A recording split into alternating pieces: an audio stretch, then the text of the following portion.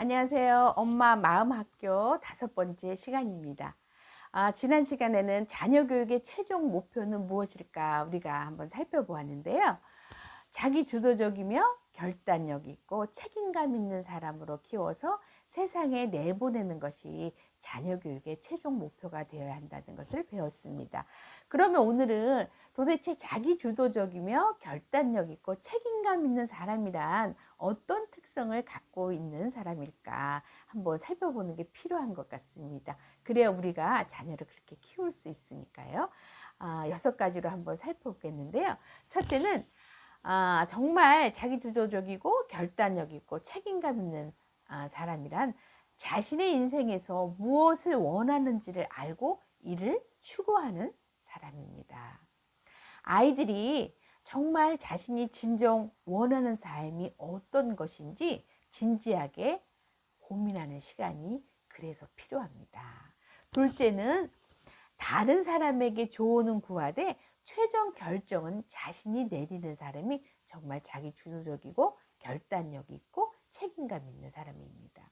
그러기 위해서는 어려서부터 아이가 결정을 내리는 것에 조언은 하되 최종 결정을 내리는 것은 아이에게 할 수 있도록 이렇게 여유를 갖고 쳐다보는 게 필요합니다. 그래서 그 결정에 아이가 확신을 갖도록 격려해 줄 때 아이는 자기의 결정 권한을 인정받음으로 인해서 앞으로 이렇게 어떤 일을 결정할 때 혼돈하지 않고 두려워하지 않고 잘 결정할 수 있기 때문입니다.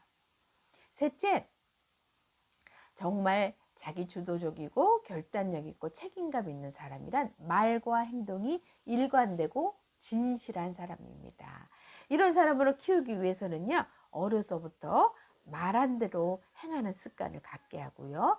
늘 거짓이 아닌 진실 쪽을 택할 때 오는 유익이 있음을 알게 하는 게 필요합니다.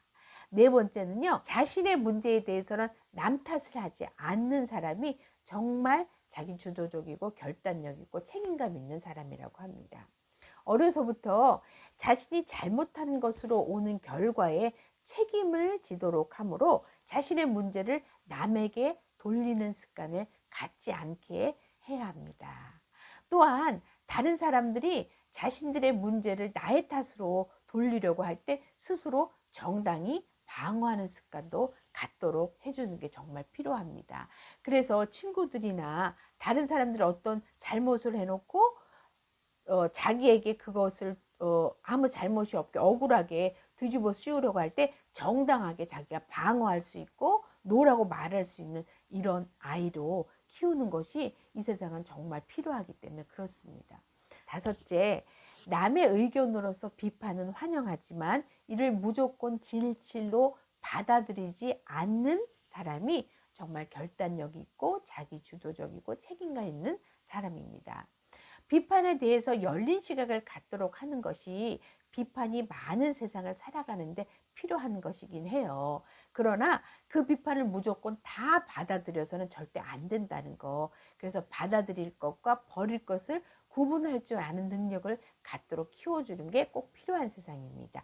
지금 악성 댓글로 사람들이 자살까지 하잖아요. 그렇게 악성 댓글을 무방비로 받을 때 거기에 자기가 휩쓸리는 게 아니라 어떤 건 받아들이고 어떤 건 노라고 말할 수 있는 용기, 이것이 정말 필요한 세상입니다. 여섯째, 누군가의 보살핌이 필요 없으며 다른 사람에게 쓸모있는 사람이 되기 위해서 자기 자신을 돌볼 줄 아는 그런 사람이 정말 자기 주도적이고 책임감 있고 결단력 있는 그런 사람입니다.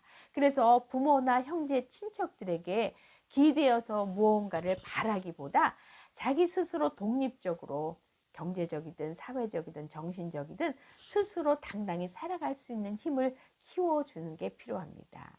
그래서 어려서부터 경제관념을 갖게 하고요. 대학생이 되면 아르바이트 등으로 돈벌이를 하면서 스스로 독립된 인격체로 커가도록 격려하는 게 필요합니다. 우리가 이렇게 6가지로 정말 자기 주도적이고 책임감 있고 결단력 있는 아이로 아이는 어떤 아이인가 이런 특성을 알아보았는데요. 여기서 더 중요한 게요. 이렇게 아이를 자기 주도적인 어른으로 키우고 싶다면 먼저 부모인 우리부터 그런 어른이 되도록 노력해야 한다는 겁니다. 웰프레드 A. 패터슨 작가는요, 이런 얘기를 했습니다.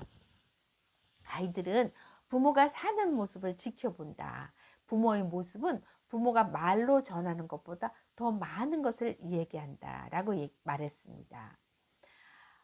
부모가 사는 모습을 보고 아이가 배우는 거지 부모가 말로 한다고 배우지 않는다는 겁니다.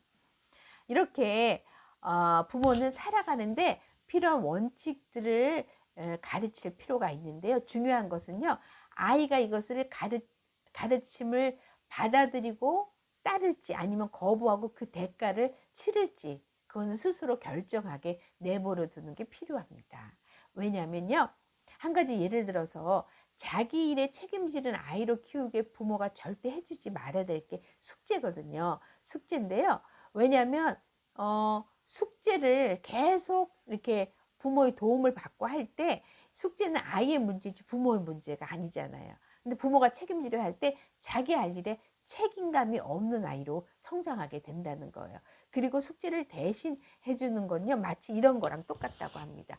부모가 엮기 운동을 하는데 엮기를 자기가 계속 들어주면서 왜 우리 아이 근육은 붙지 않지? 라고 궁금해하는 거와 똑같다고 합니다. 엮기를 부모가 계속 들어주는데 아이가 근육이 붙을 리가 없죠? 마찬가지입니다. 숙제도 아이는 커갈 수 없다는 거예요.